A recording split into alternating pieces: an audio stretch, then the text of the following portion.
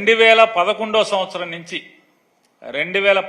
సంవత్సరం నుంచి నారా చంద్రబాబు నాయుడు అనేటువంటి తెలుగుదేశం పార్టీ అంతర్జాతీయ అధ్యక్షుడు, అప్పుడేమో రాష్ట్ర అధ్యక్షుడు, ఇప్పుడు అంతర్జాతీయ అధ్యక్షుడు.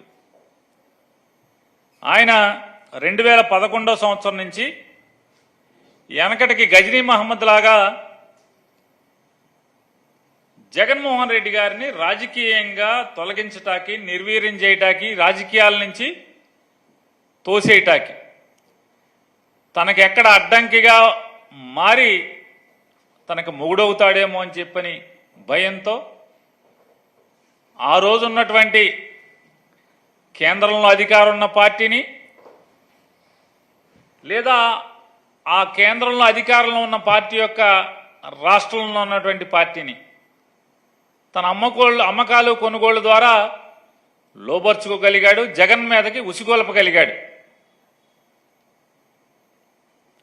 జగన్మోహన్ రెడ్డి గారిని తప్పుడు కేసులు పెట్టించి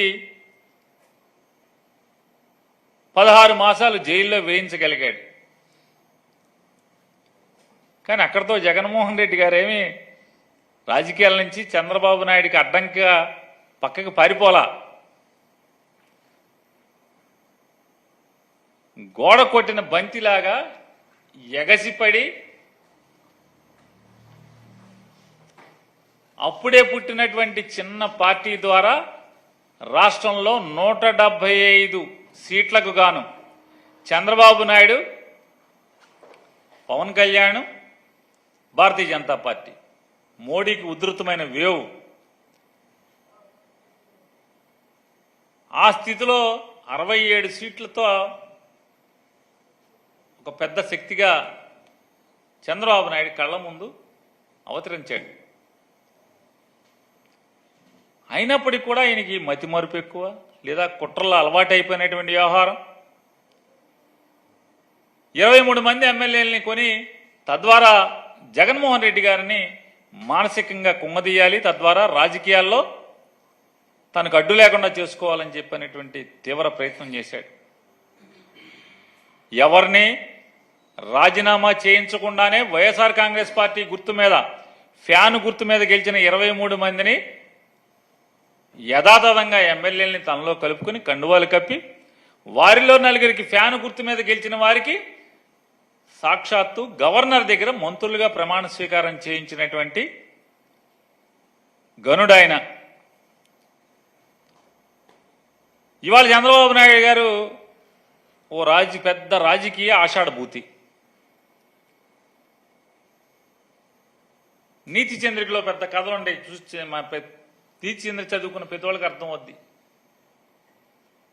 నమ్ముకున్న వాళ్ళని, గురువుల్ని మోసం చేసేవాడిని ఆషాఢభూతితో పోలుస్తారు. ఆ రోజు దేవశర్మ నట్ట అయితే ఆషాఢభూతి మోసం చేశాడో నమ్మకంగా, ఈయన చెప్పేవన్నీ కూడా శ్రీరంగ నీతులు చెప్తూ ఉంటాడు. నిన్న మొన్న చెప్తున్నాడు చంద్రబాబు నాయుడు గారు, అరే అబ్బాయి, ఎవడైనా సరే మన పార్టీలోకి రావాలంటే రాజీనామా చేసి రావాల్సిందే. ఏం రాజీనామా చేసావు? 2014 నుంచి 19 దాకా ఎంతమందితో రాజీనామా చేయించావు? ఎవరితో రాజీనామా చేయించావు? పోనీ అయిపోయింది. అరే నిన్న కాక మొన్న మీ అబ్బాయి కండువాలు కప్పాడు కదా వైసీపీ మేయర్లకి, కార్పొరేటర్లకి. ఇంకెవడెవడో మీ వాళ్ళే మీ పార్టీ ప్రెసిడెంట్లు కండువాలు కప్పారు కదా, వైజాగ్ కార్పొరేటర్లకి, బెజవాడ కార్పొరేటర్లకి, ఆడికి ఈడికి. వాళ్ళు రాజీనామా చేయక్కర్లేదా? ఏ పార్టీ మీద గెలిచారు? ఇండిపెండెంట్ గెలిచారా? ప్రకాశం జిల్లా ఒంగోలు మేయరు ఏ పార్టీ? రాజీనామా చేశారా?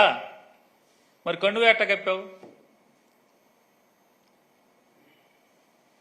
అంటే ఎంత తప్పుడు మాటలు మాట్లాడతాడో, అవకాశవాద రాజకీయాలు చేస్తాడో, చేసే పనులు తప్పుడు పనులు చేస్తూ చీకట్లో పగలెంత నీతి వాక్యాలు మాట్లాడతాడో చంద్రబాబు నాయుడు గారు.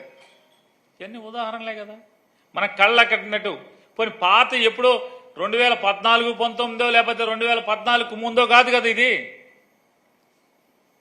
పట్టుమని నెల కూడా 30 రోజులు కూడా అవ్వలేదు, మాసం కూడా అవ్వలేదు కదా.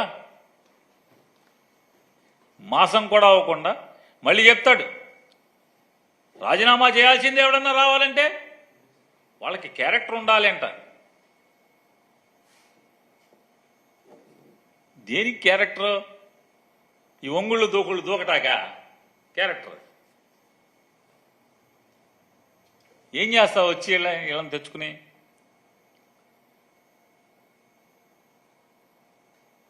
అప్పుడు కూడా పట్టుకుపోయావు ముగ్గురు నలుగురిని ఎంపీలని లోక్సభలో గెలిచిన వాళ్ళని. ఏం చేసుకుంటావు? కూర వండుకుంటావా? జగన్మోహన్ రెడ్డి గారినా నువ్వు కుంగ తీసేది వీళ్ళందరిని చేర్చుకుని? ఎవరైతే నువ్వు చెప్పేటువంటి నీతి సూత్రాలు, శ్రీరంగ నీతులు, క్యారెక్టర్ బాగుండాలి, క్యారెక్టర్ బాగుండి రిజైన్ చేసిన వాళ్ళని తీసుకుంటాం. నువ్వు ఎంతమందిని తీసుకున్నా జగన్మోహన్ రెడ్డి గారిని రాజకీయంగా అంగుళం కూడా కిందకి దించలేవు. పదవులు ఉంటా ఉంటాయి, వస్తూ ఉంటాయి, పోతూ ఉంటాయి. చంద్రబాబు నాయుడు ఓడిపోలేదా? ముఖ్యమంత్రిగా పోలేదా? ఓడిపోలేదా? ఎన్టీ రామారావు గారు ఓడిపోలేదా? ఎన్టీ రామారావు గారు ప్రభుత్వం పడిపోలేదా?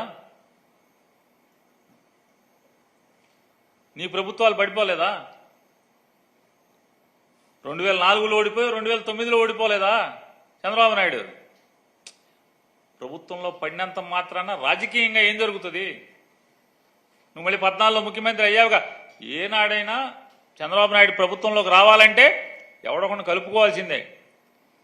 ఒంటరిగా అన్న జన్మలో ఎన్టీ రామారావు గారిని కుట్ర చేసేప్పుడు ఒంటరిగా చేయలేకపోయాడు. ఒంటరిగా పడేలా ఎన్టీ రామారావు గారి పిల్లల్ని, కొడుకుల్ని, కూతుళ్ళని, తోడళ్ళని వీళ్ళందరినీ కలుపుకునే ఆ రోజు ఎన్టీ రామారావు గారిని కుట్రతో పడేయగలిగావు.